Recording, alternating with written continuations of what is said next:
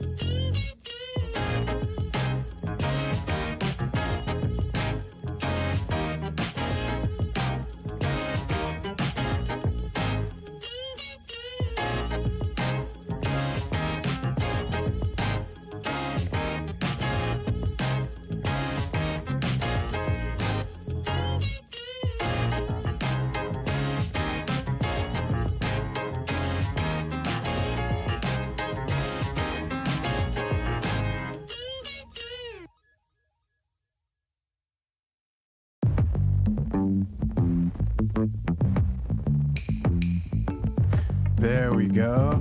Whoops. Let me at least lower the volume. Let me at least show my face. How's everyone doing? Let me just abruptly cut the music like that. Hello, Nuxil. I'm glad you could make it. I was about to chat hello and realized the timer was under 10 seconds, so it would be simpler to just wait. Darth Shady, how's it going? I am glad you're here. Thank you so much for tuning in. If you're here, whether you're watching live on Tuesday nights at 10 p.m. Eastern or after the fact, please hit the like button. It helps the channel a lot and it does not cost you a thing except for a couple joules of energy. And no, Nuxil, I do not have AC yet. That problem probably won't be resolved this year. I'm just going to be straight with you. So let me cover this thing here that I forgot to do. I gotta say, I'm pretty sure I've mentioned this on the show before, but I have switched to Notion for all my project management needs. And one of the cool things that I love about Notion is how easy it is to integrate a whole bunch of things. And the document that I use to prepare for this stream that also contains my show notes, a section that I've added is a checklist, which means if sometimes the OGs watching live right now will probably remember me lamenting this a couple times, which is when I start the stream and I realize, like, just before starting my first real segment, that I didn't record the intro. Well, record intro is in the checklist, so that is one less thing to worry about. I don't know what you retracted, Noctune, but I trust your judgment. I love you. All right. I gotta say, I don't really have a plan for tonight. There were, well, that's not true. I plan on having 2 segments, but the intro is kind of like a rapid fire thing of things that I wanted to cover. So, checklists are amazing. Ooh, speaking of which, and we're going to go right into it because I talk about this man a lot. Scott Adams, de facto friend of the show, so to speak. He, over the last couple weeks and months, he's been openly experimenting on different audio setups to, make his stream better, his daily stream. And he keeps saying, and this is true, that for every tiny bit of complexity that he adds, the chances of making a mistake increase. So all he does is add this one little thing, and since he has a stream every day, there's like a 30% chance that something will go wrong because of this one new thing. And I'm trying to run the line of, because a lot of people are competing for his attention, right? He's a celebrity. He's the Dilbert guy. And that's for people who don't know much about him. And I'm kind of running the line between spamming him and not, but I want to tell him, just use a checklist. For the last couple of days, I've been very subtly dripping the comment like, you should use a checklist, Scott. It will make your problems go away over time. But I haven't. My plan is to continue to do this until he likes it, to just acknowledge that he saw it. That would make me really happy. But yeah, checklists are awesome. One thing that is not awesome, I don't know why, I'm on a diet that's too complicated to explain in detail, but the long and short of it is most of the time it's low carb. That's what I've been doing for a while. And I don't know what it is about this last week or so, but I've been cheating on this diet a lot, including today. I went grocery shopping. That's one of the many reasons I started late today. And I bought things that are not low carb. Let me put it that way. One of those things is beer, which I had one already. I didn't have the other one because I don't want to do a drunk stream or a tipsy stream or whatever. I'm cutting you off at the pass, chat. You can request for a tipsy stream. It ain't happening anytime soon, all right? But I will have the other one after I stop, and a bunch of other things that are not low carb at all, like potato chips, the bane of my existence. Yeah, I don't know what it is, but That's it. Breck Eds, hey, how's it going? Visited his podcast yet to participate in Universal SIP.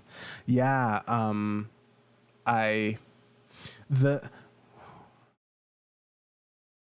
they don't want you to know this, but the universal the simultaneous SIP works just as well when you watch it after the fact. I never watch it live. I like at best I will tune in like 20 minutes after 10 p.m. my time, 10 a.m. and I'll just rewind and I'll do the simultaneous SIP that way, and it works just as well. Don't tell Scott Adams this, but the simultaneous SIP works whether it's live or after the fact. Yeah, you know what? This one last. I just want to talk about one thing before I start prepping for the first segment.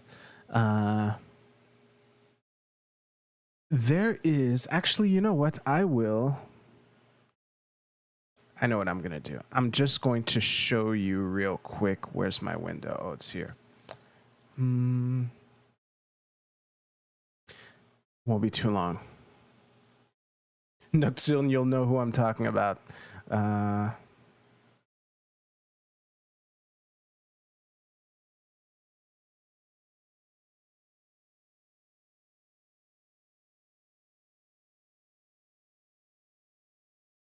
So there's this YouTuber that I've started following roughly a month ago, and his name is Paul Harrell. Now, the fascinating thing about this guy is he's a firearms instructor. That's a reductive way to talk about him. His channel is firearms information, firearms safety, all that shit. Hey, Ivan, how's it going? Glad you could make it. So yeah, I'm not a gun guy. I'm not a firearms guy, but there's something about the way Paul Harrell speaks, the way he talks about guns, and watching him geek out about guns. I could watch Paul Harrell talk about firearms for hours. I have watched him talk about firearms for hours, okay? And again, I'm not a gun enthusiast. Not particularly. Like I'm super pro the right to bear arms. I wish we had it in Canada. We don't really. But besides that, it's really just a question of his presentation style, his manner of speaking. Now, I've realized there's a show that I watch called you might have heard of it. It's called The Walking Dead. And it has a spin-off called Fear the Walking Dead. And I'm going through the latest season of Fear the Walking Dead. I'm a little behind. But I realize that something that is new for this season, which compared to previous seasons of like Walking Dead related material that I've seen, is that I actually am somewhat informed about firearms. And there are two things, actually three. There are three things that now that I'm slightly informed about firearms, kind of when it happens, it kind of breaks my little suspension of disbelief when I watch The Walking Dead. So the main thing is different ammo won't hit in the same place. So you can have a gun, let's say you have a gun with adjustable sights, and you use a certain type of ammunition to like zero the gun and make sure like it hits the target with this ammo. If you change your ammo for another kind of ammo that's also accurate, but it's just a different ammo than what you zeroed your gun with, you'll probably get a good group, but you're going to get it in a different place on the target. And that is something that I didn't know before like a month ago. And in the realm of The Walking Dead, you're in a situation where um, you're scavenging for everything. So, in essence, you have like bullets. All the guns that you have, the bullets were scavenged. So you're shooting all sorts of different kinds of ammo, which makes it really difficult to be accurate. And you combine that with the fact that to down a zombie, you need to score a headshot. So you're scoring, you have to make headshots with a firearm that's difficult to be accurate with because you're using all sorts of different ammo that you scavenged here and there. That part is easy for me to ignore while I'm watching an episode, but it's really interesting that this tiny little bit of education made it just a little bit more. I have that much more work to do to enjoy that series. The other thing that I learned is that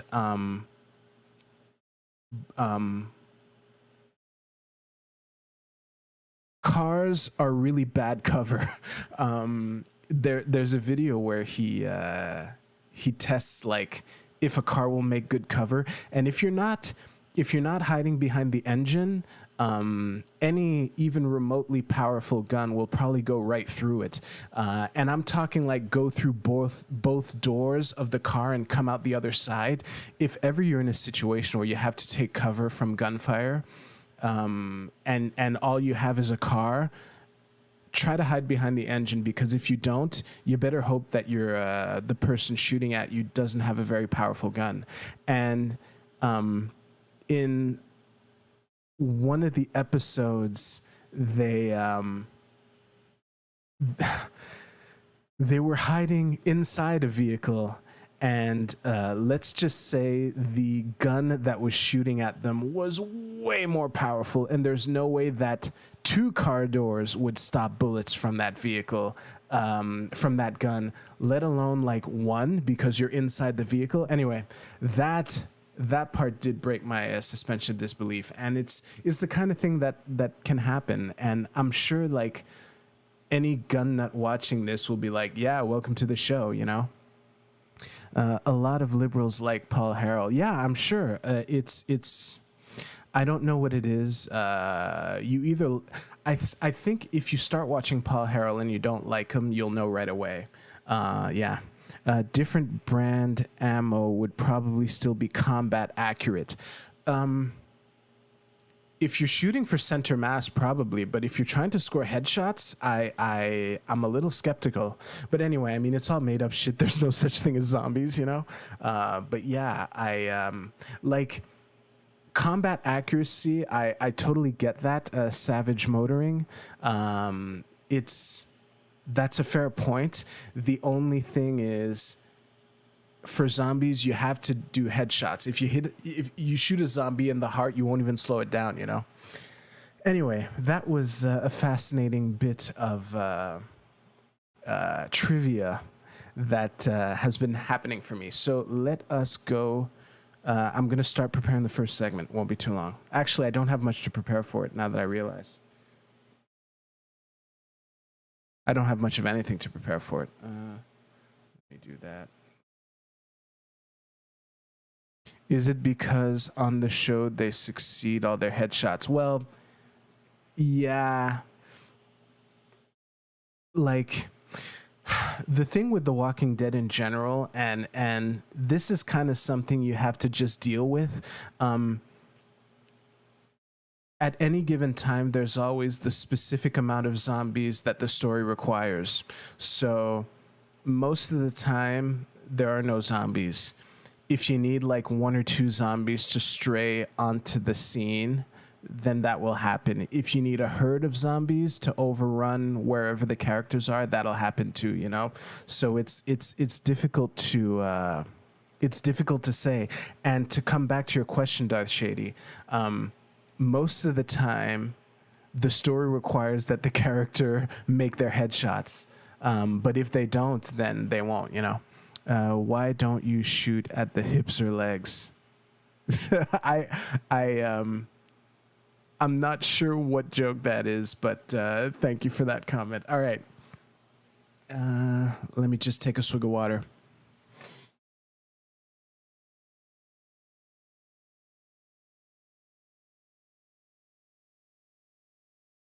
Ah, jeez. Hey, before I start, this is a tiny little milestone, which you know, by YouTube in general standards, is nothing, but 8 concurrent viewers is a record. So thank you. Hope you come back. If you don't, that's fine too. I appreciate the attention. Thank you so much. And 8 likes. Holy shit! Really? Geez. It looks like I have the 8 of the right people. Thank you. Why don't you? They might not die, but they won't walk. Yeah, maybe. All right.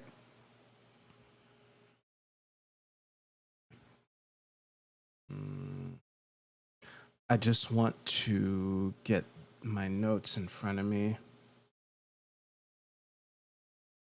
There we go.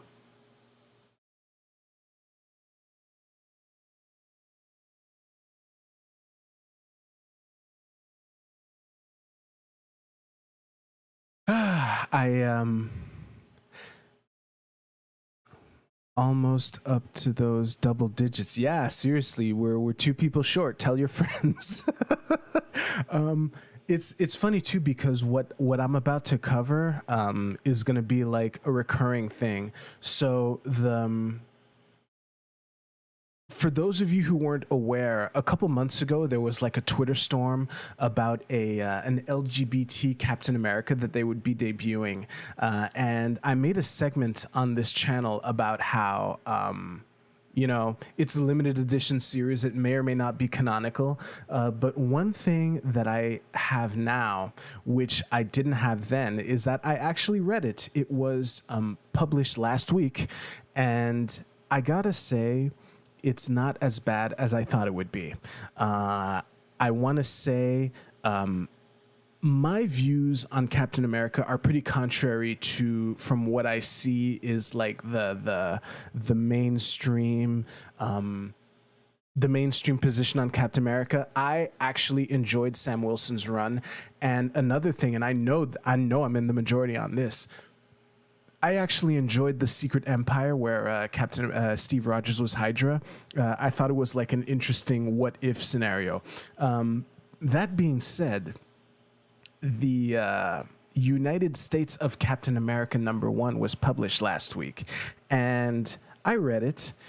I gotta say, it's intriguing enough where I will definitely read it all. I mean, it's only a 5-part series, so you know, I've read worse, and as far as the SJW shit, it's not that bad. So I just want to make this clear. If you clicked onto this video hoping for like me to go the whole time to go, oh, those SJWs are ruining comics with their SJW agenda, that's not what you're gonna get in this video. It's gonna be pretty balanced, but there was some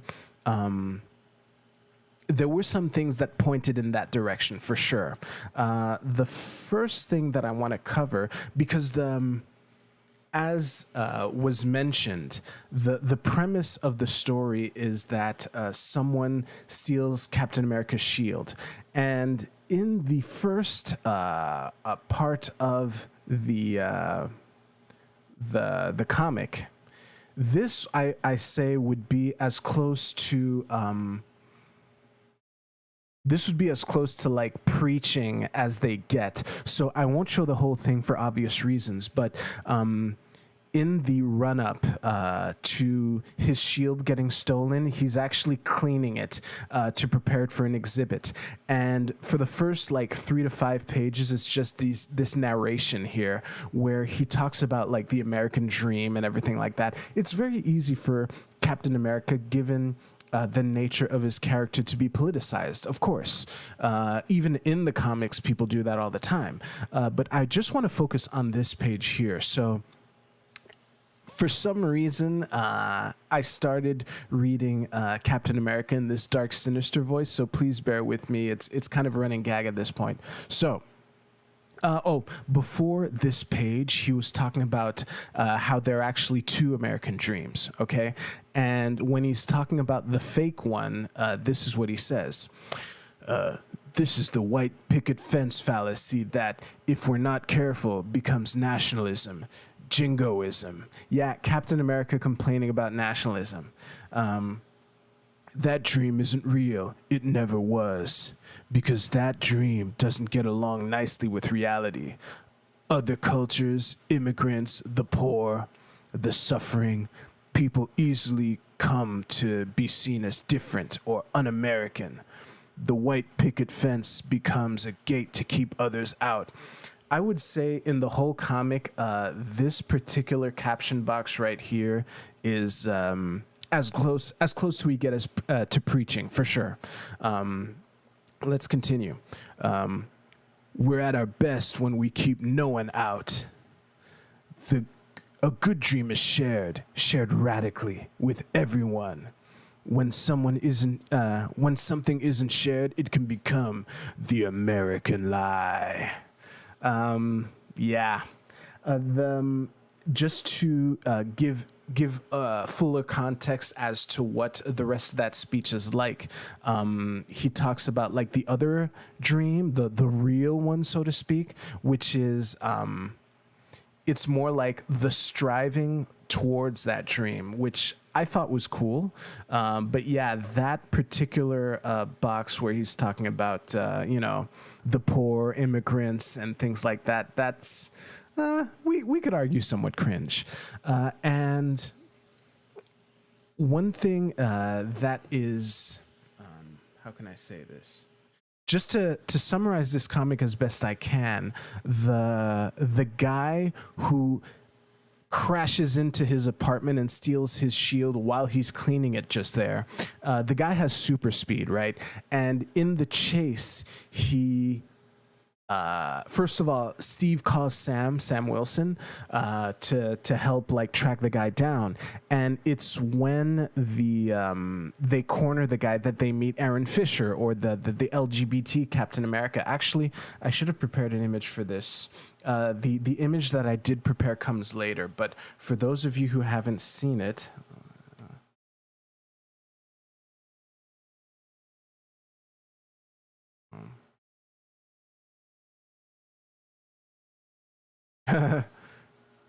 Searching for this in Google Images is interesting.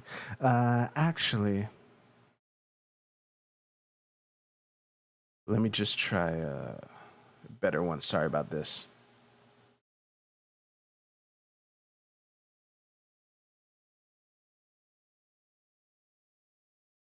There we go. So, this is Aaron Fischer, who, as far as the character design goes, they did a good job of giving him all these signals that you would expect to find in this kind of character. Where is it? Yeah. Right here, the septum piercing, of course, that's always fun. Right here, the septum piercing, and the red communist star on his neck. That's fun.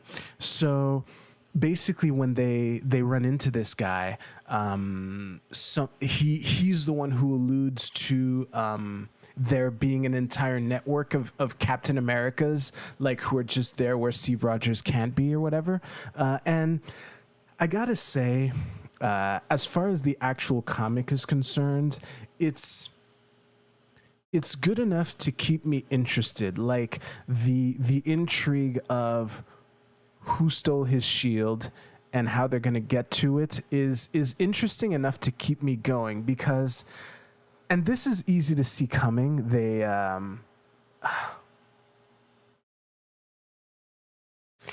it's easy to see these as like tokenized caricatures, and if I know that going in, it's easier to bear, when the closest thing, like I said, to the closest thing to preaching was this thing. And if you know, acknowledging that immigrants and the poor and the suffering feel left out of the American dream. If that's the worst of it, I can deal. You know, I gotta say the format is because I expect all 5 of these to have the same format. So the books themselves are a little bigger than usual, and for like the main part there's going to be like the main story that you're advancing, and then there's and I expect all of them to be this format, which is why I'm kind of speaking in future terms that after the actual story part of the comic, there's like these extra pages where you see a little bit of backstory to the new Captain America that's being introduced in this issue. And you know, if you read that part, like I don't think it's that bad. I would say that the worst of it is this here. So just to give you an idea, Aaron was like, I forget how he ended up like homeless, but it probably had to do with, I think he was in foster homes or things like that. And I'm probably misremembering. Don't quote me on that. But the issue is he ended up in like this slum or whatever that was being maintained by Roxxon, which is like the Acme in Marvel in the Marvel world. And the thing that I found really shitty was when they depicted his first outing, which is, you know, he was tired of seeing the Roxxon guards abusing the people who were staying there. And I gotta say, it's fine that he was able to beat these guards off the first time. But just to give you some context, 2 pages before this, he actually painted a trash can lid to look like Captain America's shields. Okay, that's fine. You want to be Captain America, you need a shield. It's fine to paint it that way. But if your first outing, you're fucking bouncing the shield off of 2 people, and it comes back to you, that was too much for me. Like, I can understand how maybe there's like some secret backstory we'll never see where he did like martial arts training, and that's why he was able to like you know, overcome these guards or whatever.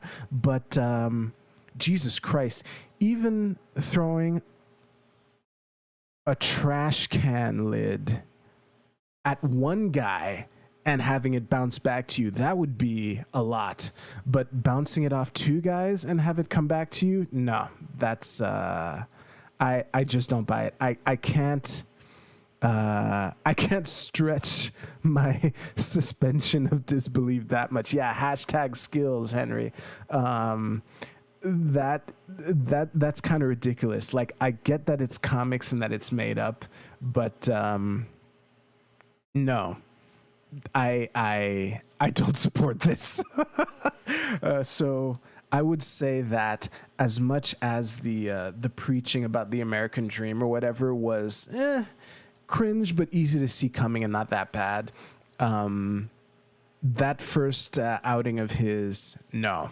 But I would say that overall, as far as the main storyline is concerned, I am curious enough to keep going. I'm probably going to read all 5. I'm probably going to review all 5 on this stream once they come out. So you can, you know, hit the like button and subscribe to make sure you don't miss that. And yeah, it's going to be fun to watch Sam Wilson put on his Captain America gear again and cooperate with Steve. Should be good times. So thank you very much for watching. If you like the video, please like it. I'm curious to know what you think. Is this part of some SJW agenda, and what do you think about it? Let me know in the comments below. I do these live streams every Tuesday night at 10 p.m. Eastern. Thank you so much for watching, and I'll see you soon. Oh, wow. Cool. Well, that was nice. Let me just take a swig of water.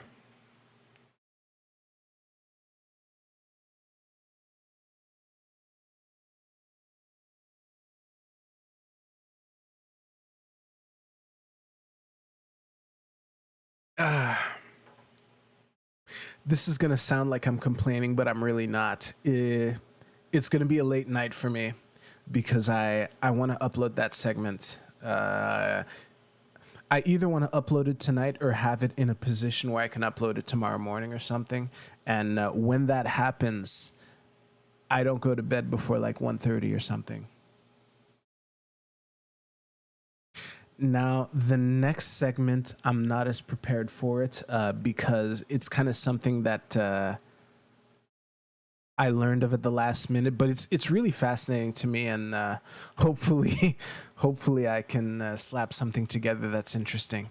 Oscar the Grouch wants his trash can lid back, yeah, so he can paint it green again or something. Let's see here. Ooh, something I didn't. Well, there's no. I was going to mention this during this segment, but that bit where I said, "Oh, if you just want me to be complaining about SJWs this whole time, this isn't the video for you." I did that deliberately because something that I noticed is. I pay a lot of attention to my analytics and my stats, and sometimes I will say something, and in the like viewer retention chart, you can see the drop as soon as I say that. So I'm curious how many people I will chase away when I say that. This isn't the quartering. I'm not just gonna complain blindly about it. All right, this thing. This is probably gonna be a rambling mess, but it's gonna be my rambling mess.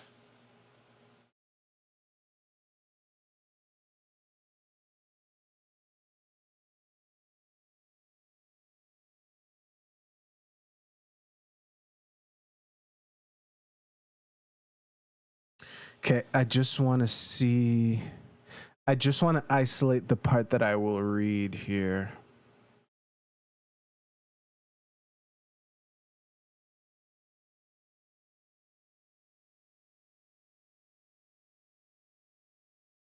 Yeah, I think I'll just read this part and then switch to the other. Did I mention that I wasn't as prepared for this segment as I thought I would be? Oh boy. Yeah. Yeah, actually there's. Oh, there is. Okay. I see. Okay, cool. So I did prepare a little. One more swig.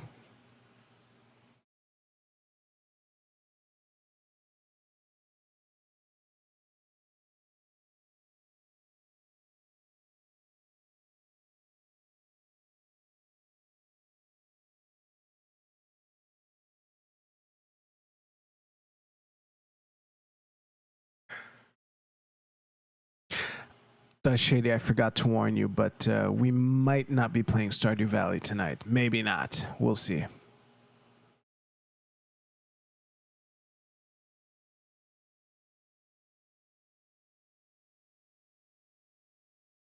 Okay. So.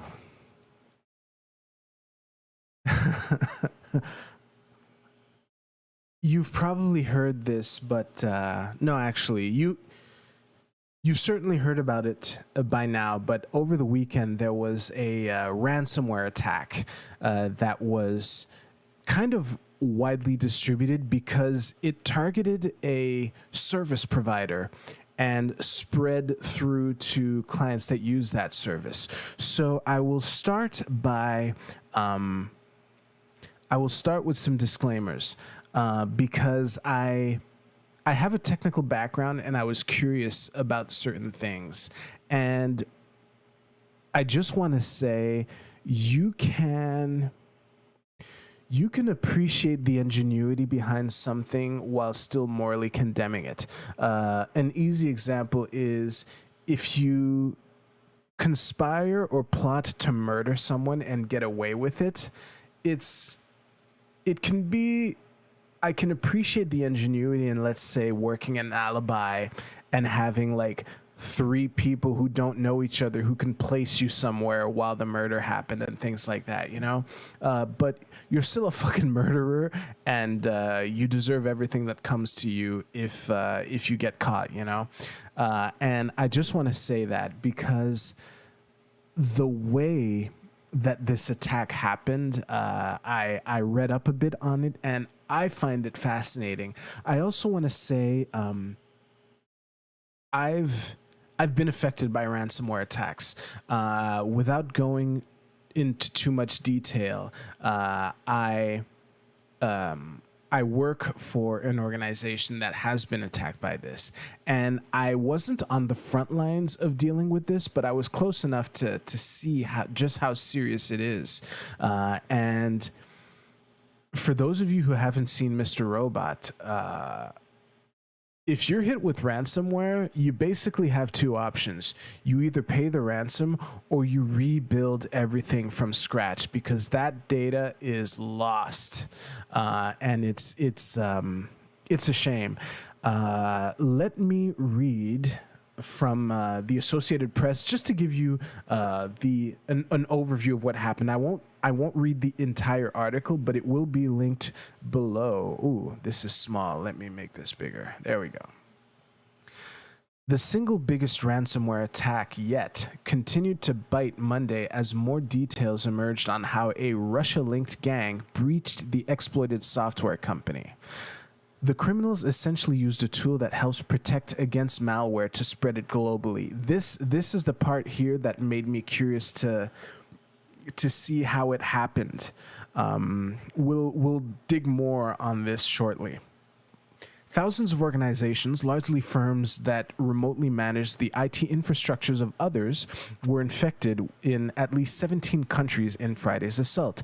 Kaseya, I hope I'm pronouncing that right, whose product was exploited, said Monday that they include several just returning to work. Yeah, this is the long weekend. Of course, they picked this deliberately, of course.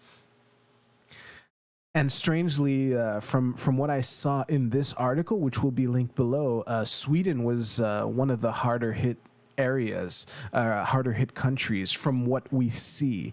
But I don't think we're going to get to that part tonight. Let's continue reading. Because the attack by the notorious Revel gang came just... Because the attack by the notorious Revel gang came just as a long 4th of July weekend began, many more victims were expected to learn their fate when they returned to their office Tuesday. That's today. Revel is best known for extorting $11 million from the meat processor JBS last month. Security researchers and its ability to evade anti-malware safeguards in this attack and its apparent exploitation of a previous unknown vulnerability on Kaseya's servers, this part here we'll dig into a bit, reflect the growing financial muscle of Revel and a few dozen other top ransomware gangs whose success helps them afford the best digital burglary wares. Such criminals infiltrate networks and paralyze them by scrambling data, extorting their victims. Now, I just want to say, and this is something that I picked up from, again, Scott Adams, because he was talking about this.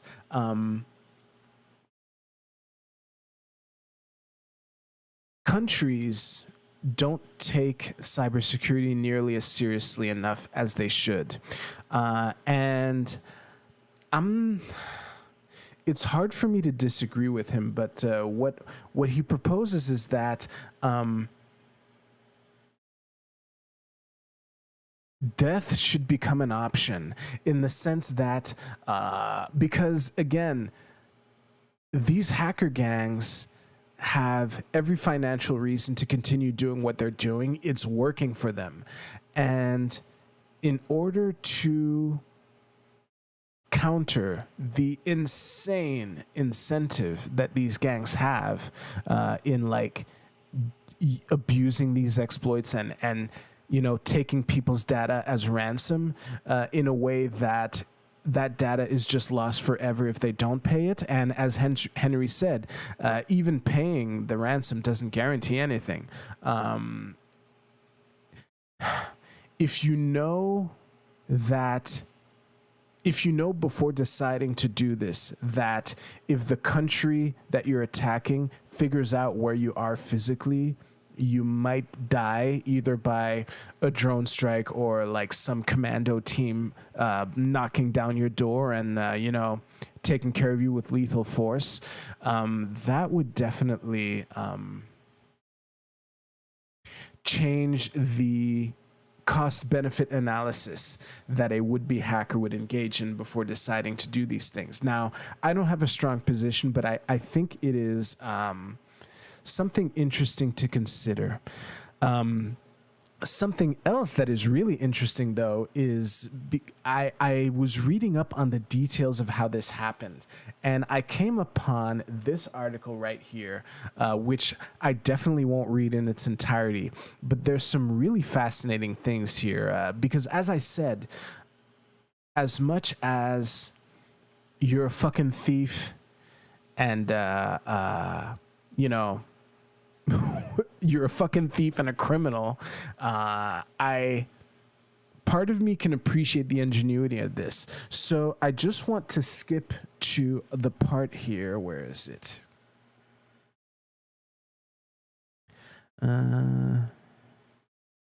Yeah, okay, right here. So when we say that it was in this article here where they say that it attacked Kaseya servers right here, what happened was there was an exploit that was taken advantage of, and what they targeted was the server that delivers software updates.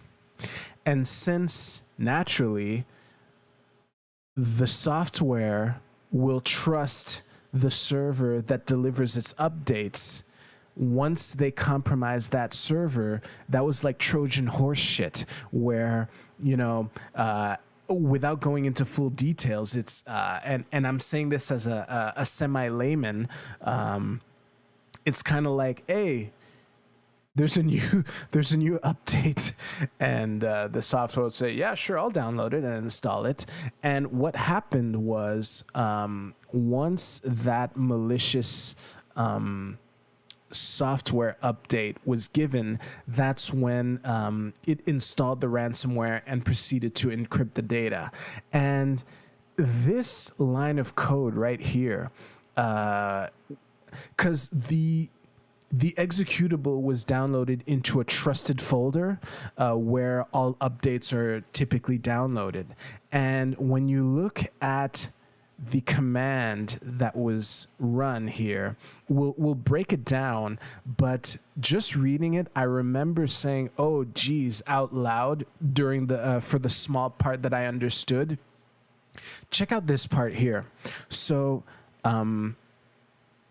once the malware was installed, it would run this command and it would send a bunch of parameters here. The first couple things are disable real-time monitoring, true. Disable intrusion prevention system, true. Disable IOAV protection, true. You don't even need to know what OAV protection is to know that disabling it would probably be a bad thing. Disable script scanning, true. Enable controlled folder access, disabled, and yada yada yada. Actually, I'll just go to the part where they're breaking down what this command means. So this lengthy command line with all the parameters that was being passed, what it did was it would disable real-time. I'll actually read from the articles here. So the next part of the command string is a PowerShell command that attempts to disable core malware and anti-ransomware protections offered by Microsoft Defender. Real-time protection, network protection against exploitation of known vulnerabilities, scanning of all downloaded files and attachments, scanning of scripts, ransomware protection. Yeah, I would disable that too. Protection that prevents any application from gaining access to dangerous domains that may host phishing scams, exploits, and other malicious content on the internet. Sharing of potential threat information with Microsoft Active Protection Service. Yeah. And automatic sample submission to Microsoft. These features are turned off to prevent Microsoft Defender from potentially blocking subsequent malicious files and activities. This next part here creates a... actually, this going into these details might be overkill for the less technically inclined of you. But just to summarize, what happened was...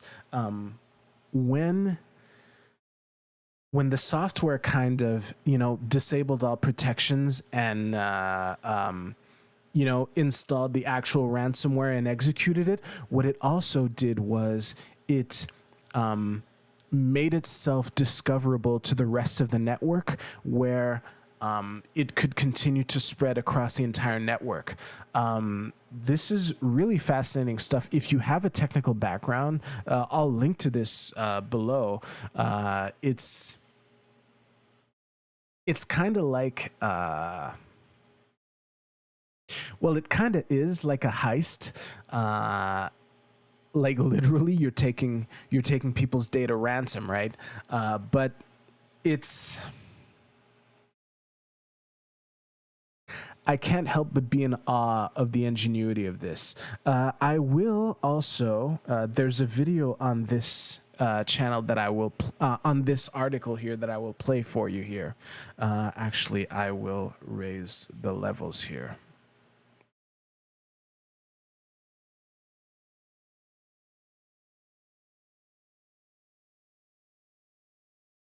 Hey there, my name is Mark Lohman of Sophos. In this quick demonstration that I perform on an unprotected Windows 10 machine, I am manually executing the ransomware attack command issued by the REvil ransomware adversary via the Kaseya's Virtual System Administrator service. I have several PDF documents installed on this. So yeah, just to explain, he's going to infect like some virtual machine with the software just to demonstrate what it does, and this folder of PDFs is going to be the data, Machine. In the attack, the malicious base64 encoded agent.crt file was copied onto the machine via the Kaseya Agent Monitor software. The Kaseya software ran the following command, disabling Microsoft Defender protection, decoding and executing the ransomware.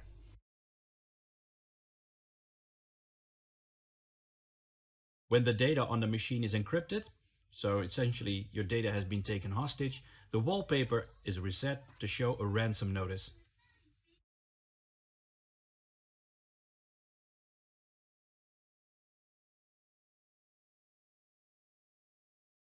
As you can see, all my PDF documents have become encrypted. Opening the ransom note reveals what happened and includes instructions to recover the encrypted files. Actually, just as a note, I read the contents of this this readme.txt, and it's broken English that a Russian would write. It's difficult to if you're a decent person and you're fascinated by this, it's quite there's a lot of ambivalence that goes on. But yeah, I just wanted to point that out. The victims are asked to visit a website where they can enter the key from the ransom note.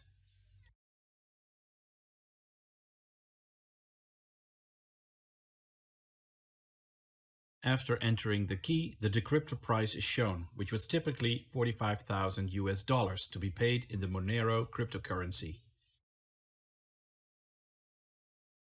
This concludes the demonstration. Thank you for watching and stay safe. Of course, it's Monero.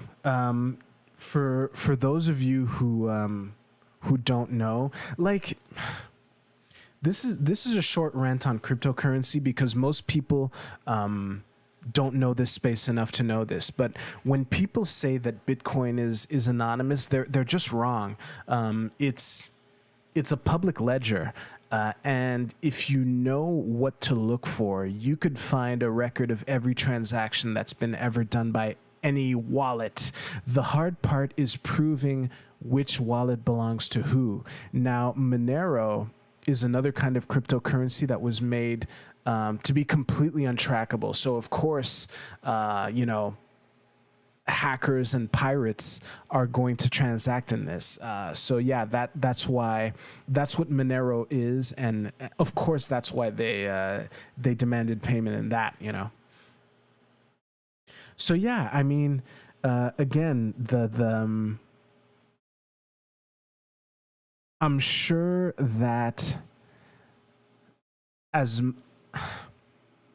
much as the eternal game of cat and mouse that exists between hackers and people who work in security, as fascinating as that is, and as much as it will continue to go, the bottom line is it's difficult to see how. It's difficult to see what would put a stop to this, short of hackers considering that they might be putting their lives at risk if they do this, even if the data is lost forever, to, make an example of someone. That I don't know to what extent. I haven't considered the ethics of it, but one thing is for sure, there are grocery stores in Sweden who had to close over the weekend because their fucking cash registers were inoperable because of this attack. So,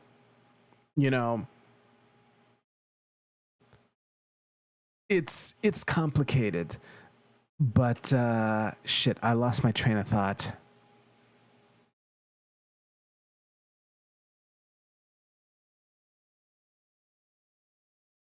God damn it. Wait, let me see. I do have notes. Maybe I wrote it. And I didn't. Listen, I just want to say be safe.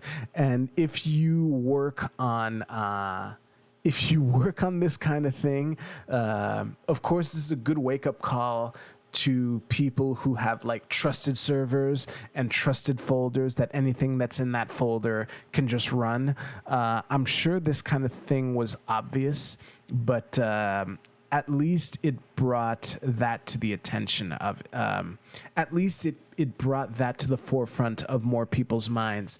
But there's one thing though, that I want to point out. Where is it?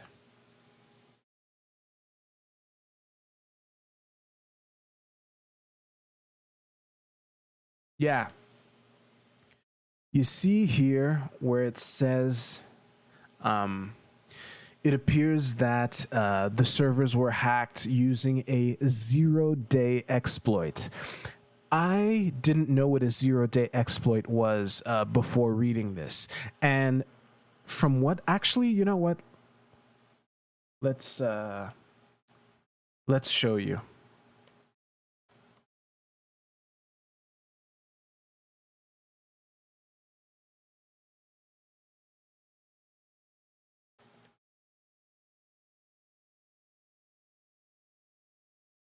So, a 0-day is a computer software vulnerability unknown to those who should be interested in its mitigation. Until the vulnerability is mitigated, hackers can exploit it to adversely affect programs, data, blah, blah, blah. An exploit directed at a 0-day is called a 0-day exploit. Here is the interesting part here. The term 0 day originally referred to the number of days a new piece of software was released to the public. So 0-day software was obtained by hacking into a developer's computer before release. That term's been broadened.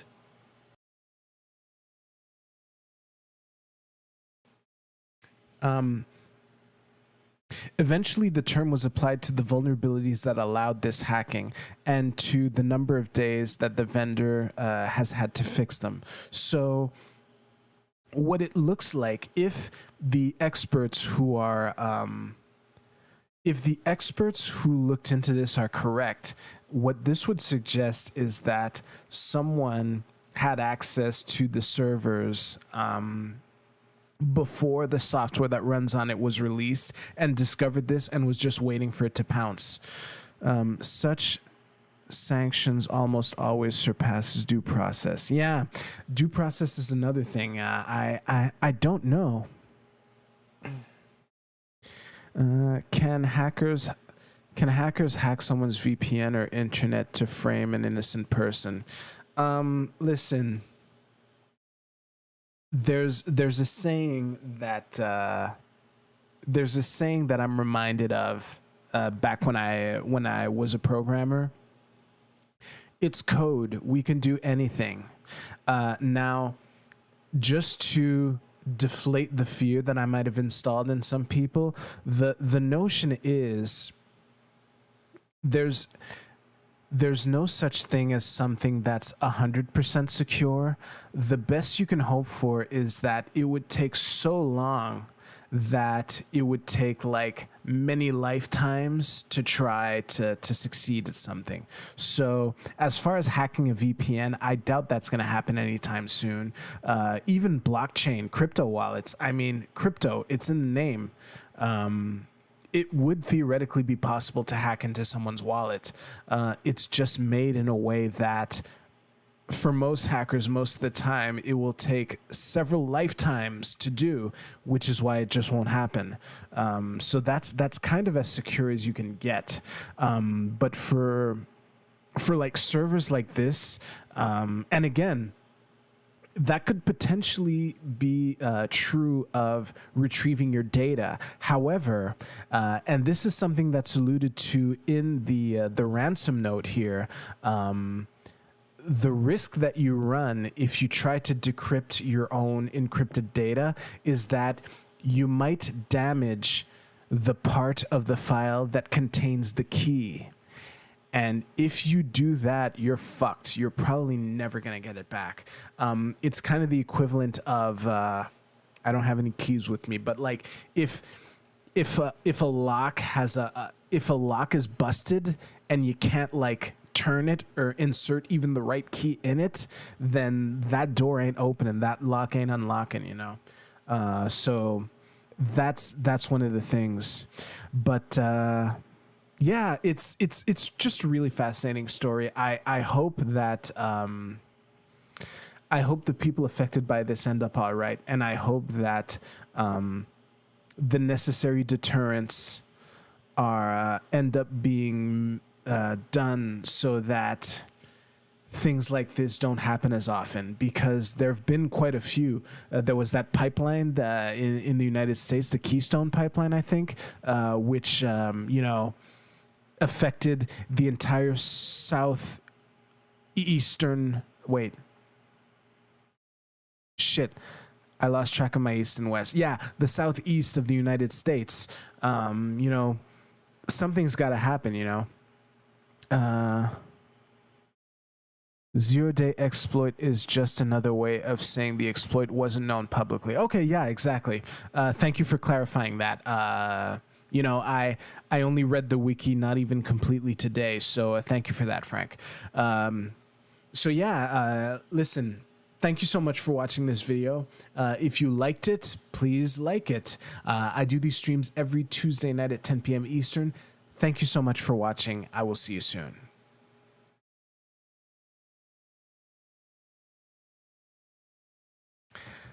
I seriously doubt I will be able to salvage that and make it into a segment that I want to upload. But thank you very much for your time. Either the hackers got an inside tip from an employee knowing about the exploit, or they discovered the exploit themselves and kept it under wraps. Yeah, those are the two most likely ways to know this. Yes. Wow. We still have 8 people here. Shit. You know what? Let's play Stardew Valley. As a 8-person celebration, let's do it.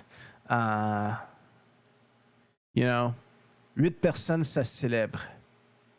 Little French for you, for those of you who don't speak French. All presumably 3 of you. All right. Yeah, we're going to do a quick day, then get the fuck out. Then I'm going to edit and shit. Ooh. I'm going to have a late supper. Another one of the reasons I started the stream late. I mismanaged a bunch of things. All right.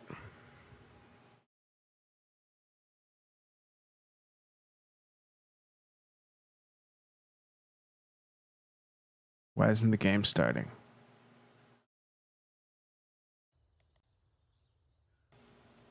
Ah, there we go. I hear it.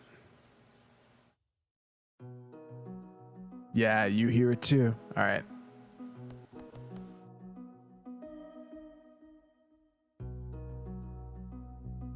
Cool. Ah, another day on the farm.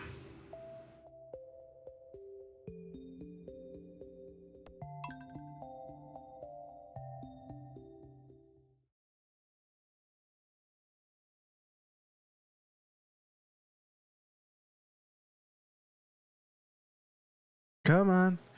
You can do it.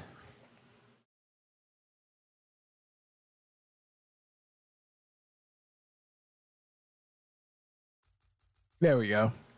Your iridium hoe is ready. Oh yeah, I did forget about it. But thankfully, the game reminded me Penny's not on her reading couch or cushion or whatever. Welcome to Kozu 5, your #1 source for weather news and entertainment. Looks like a storm is approaching. Thunder and lightning is expected. You see, I've already spoken about watering cans. I won't bore you. Ah, yes, I can hear the spirits whispering something to me. The spirits are somewhat annoyed today. Luck will not be on your side. Okay. And this is a rerun. All right, let's pet my boy. Talk to my wife. It's so peaceful here. Ah, there it is. I used to have the most horrific nightmares, but now I sleep like a baby. Sid, we're going to have a baby soon. Okay. There's the dead giveaway. Hey, later, Breck. There we go. For those of you who didn't know, who aren't familiar with Stardew Valley, Penny. Ooh, wow, look at those melons. Nice. All right. Yeah, Penny lived in a trailer park with an alcoholic mom. That's the long and short of it. All right.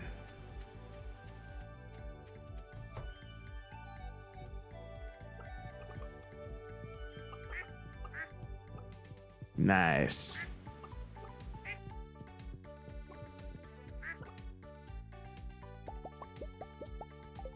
All right. Good. So it's a slightly unlucky day today. Hey, here we go. Hey. Jeez. My petting game is off.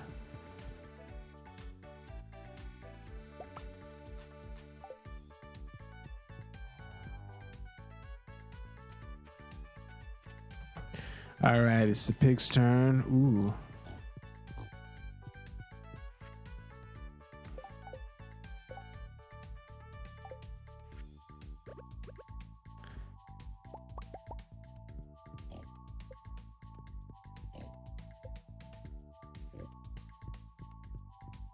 Okay. Looks like I pet all my pigs. You know, I have half a mind to just buy hay and fucking feed my animals over the winter that way. There's really not a lot of grass left. Okay. I'll address that at some point. But first, let's get these melons, baby. Hey.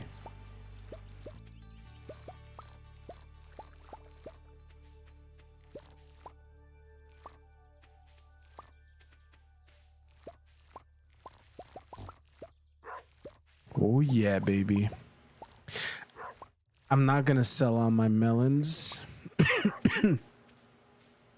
Okay, this one I probably lost a melon or something and planted this. So I'll just water it here.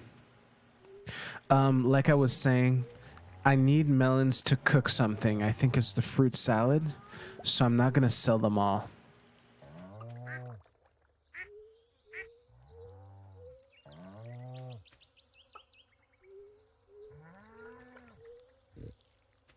Alright. And there we go. Ooh. Alright, let's get Horsey a little closer.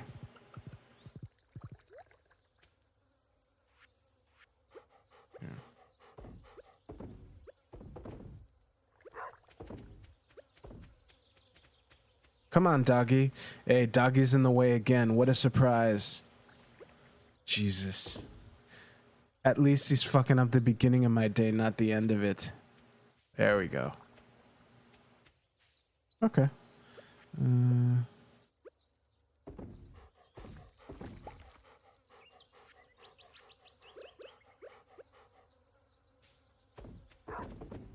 Here we go. Fill up doggy's water bowl. Jesus Christ, I have no hay. Yeah. 240 hay. You know what? Fuck this. I'm just gonna buy some. I've already watered everything. Today's Thursday. Ooh, my hoe. First things first, baby. Because I don't want to forget it and be without a hoe tomorrow. Nice melons. Hey, Tori. Thanks for stopping by.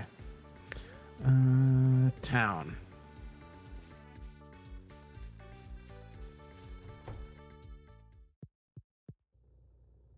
There we go.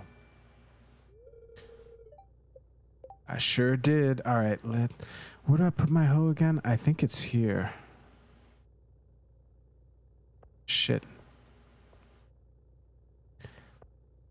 I forget where I usually put my hoe in here, but I'm sure I'll be extremely annoyed at some point and just remember.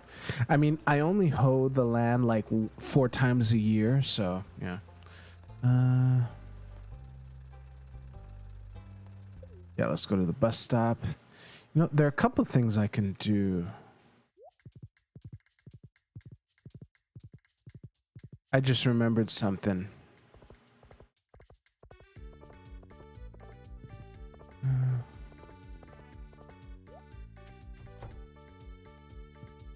Because right now, there are only 3 days left to the season, and I doubt there are any seeds that grow in 2 days. I seriously doubt it. But just in case, if there is such a seed, Pierre will sell it. Oh, I just remembered something. Okay. This is a happy compromise. Okay.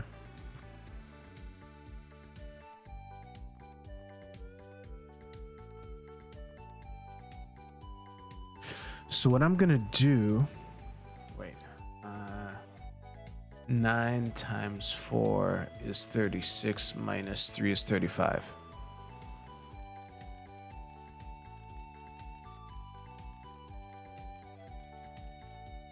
There we go.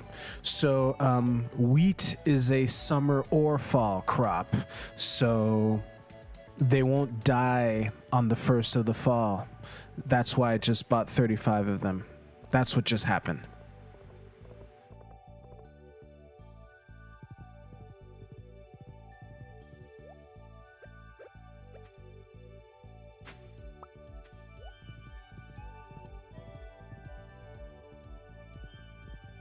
Yeah, I'll plan them later. That's not really a big issue. What I really want to do though is buy hay.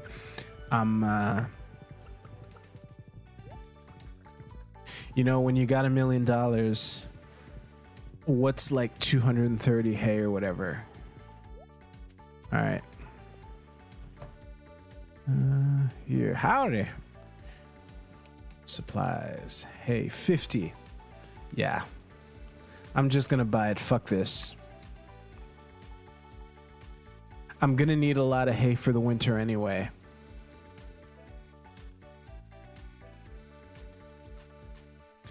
The SJWs were right. The wealthy really do have it easy. Jeez, we need hay redistribution. That's what we need. No one who works 12 hours a day should be without hay for their animals.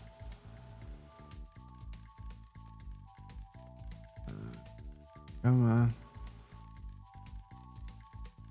Man, if only there was an update to the game where I didn't have to click once for every little item that I buy.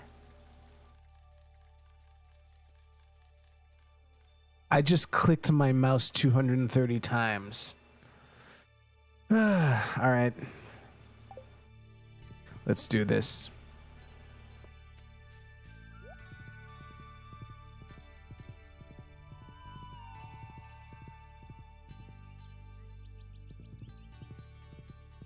Jeez, that barely made a dent in my wallet.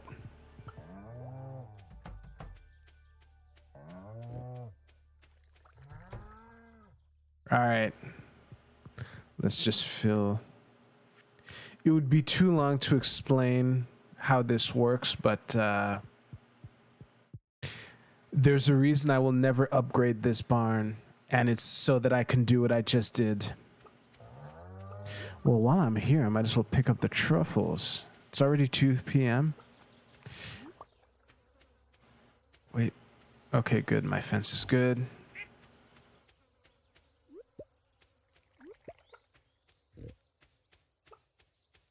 Okay.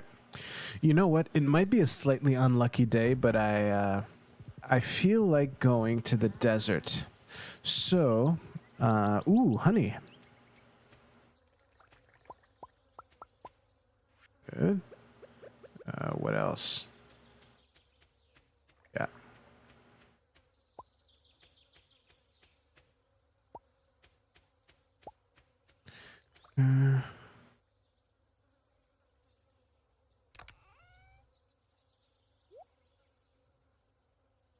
Darshady, whatever you wrote better not be a pun. It will reduce hate. Oh, jeez. I warned you. There will be absolutely no consequences for that pun, but I still wanted to express my disapproval. All right.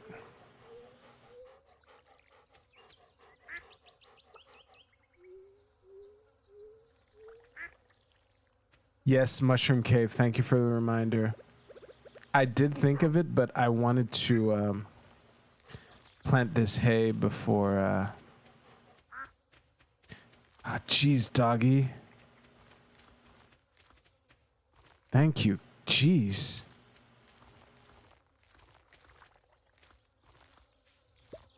Oh, shit. How much you want to bet doggy was just in the way? And I did have hay, all right. Wheat, I mean. I just bought it at Pierre's because I'm uber wealthy, and I just wanted to make sure.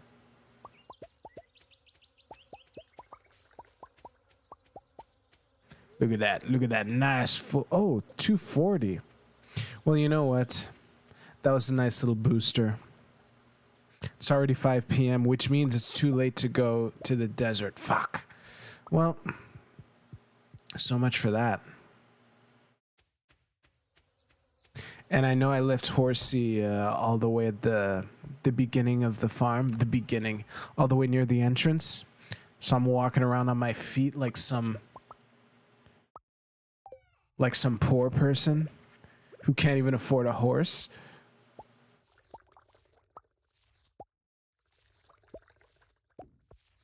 I'd be one of those like out of touch millionaire farmers like, but you don't have a horse?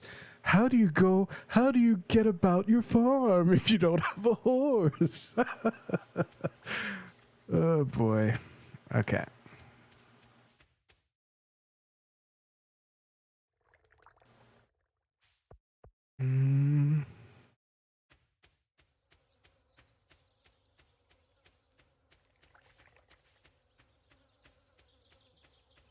Yeah, usually when I leave Horsey here, it's intentional because I'm gonna like use the rod of returning or whatever.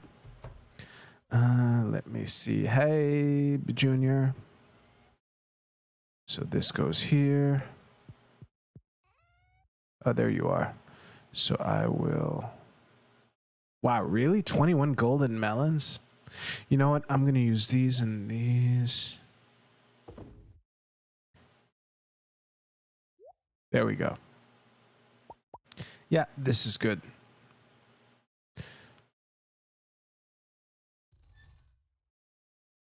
Good. Oh, wait. I need honey for something? Do I have honey in my... Wait, I just want to make sure something. I do have honey. You know what? Fuck it. I'm not going to sell the honey. You're the overlord. You can't walk the peasants. You can't walk like the peasants do. Yeah. Jesus. I'm the real victim here. Fuck it, I'm selling the eggs. Okay.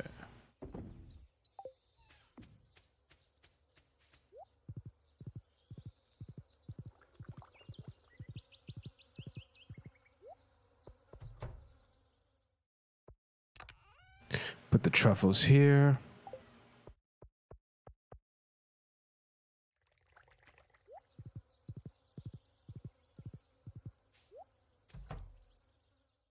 Ooh. Okay, let's unload. Unload.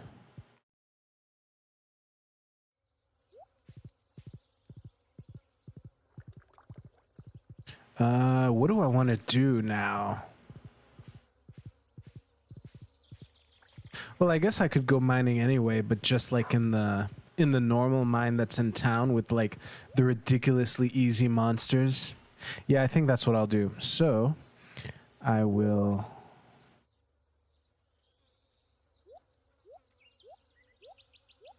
that.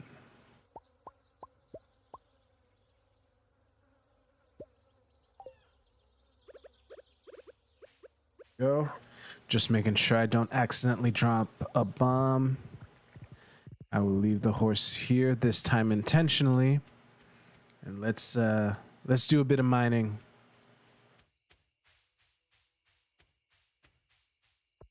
Ooh. That bat-shaped shadow that I just crossed is too long to explain. It's not that meaningful in the short term. All right.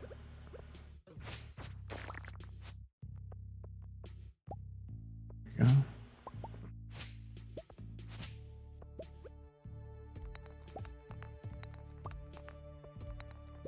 Jeez. Oh yeah, it's a slightly unlucky day, so I won't get many geodes probably. Which is what this is really about.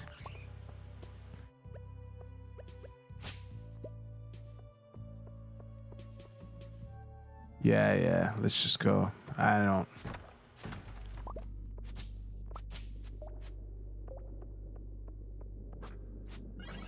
There we go. Rare disc. Wait. Gunter can tell you more about this if you donate it to the museum. Nice. Okay. Well...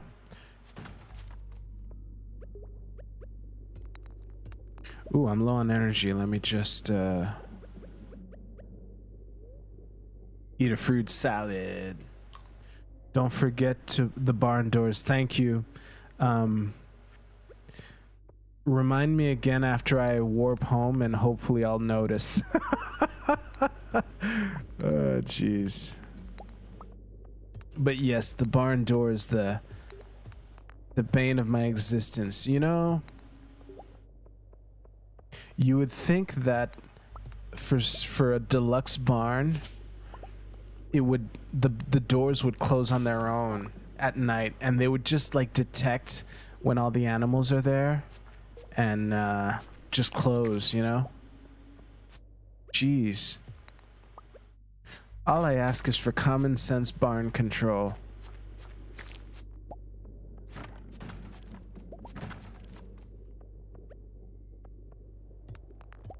Ooh, nice. Oh, at least I got a couple magma geodes. It's 11 p.m.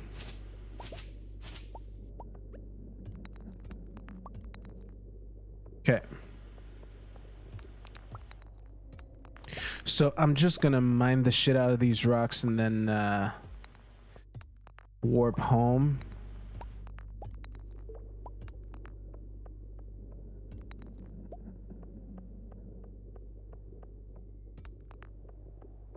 Yeah, every last rock. All right. Oh, I got these. Yeah, it's midnight.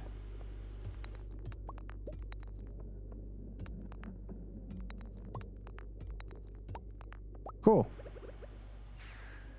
All right.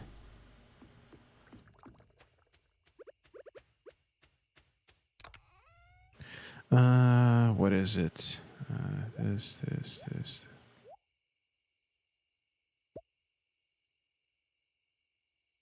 Man, I'm pretty sure the hoe is here. I'm kind of winging it at this point. Oh, and this is not here. Okay. I know I say this every time, but with some strategic chest opening, I should be able to make it. There we go. Because reminder, time pauses whenever I open a chest, so I have that going for me. That's really all I have left, so I can just go straight home. All right.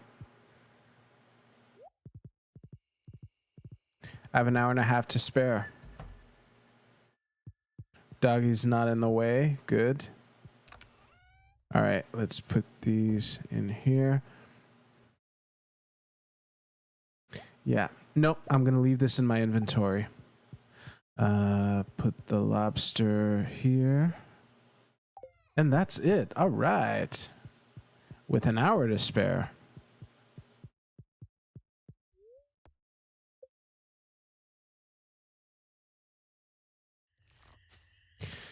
Usually when a baby is born, it happens overnight, so it would have happened here. And when Penny said, oh shit, I forgot the barn doors.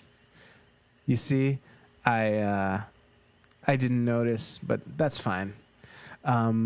Like I was saying, when Penny says we're going to have a baby soon, it's usually a couple days after that the baby arrives, and does absolutely nothing for like a good season. All right. Let me just all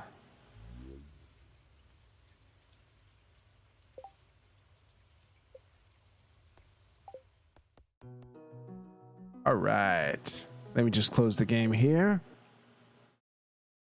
Hey, thank you so much to the people who are still here, and to those of you who watched, setting a new attendance record. Listen,